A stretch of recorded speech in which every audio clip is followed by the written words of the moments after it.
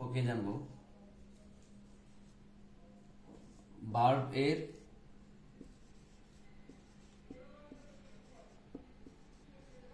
রূপ বা ফর্ম যেটাকে বলি আমরা। ভার্বের রূপ হলো তিনটা। প্রথমটা হলো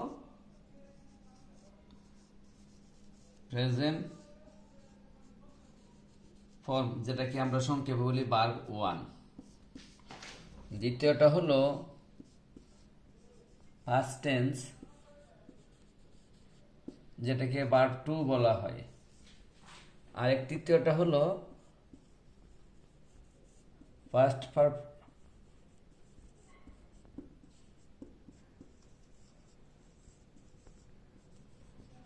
পার্টিসিপল ফর্ম, যেটাকে ভার্ব 3 বলে। যেমন একটা উদাহরণ করে আমরা দিতে পারি, যেমন রাইট,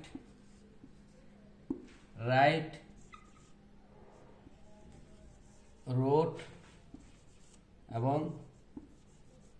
রিটেন।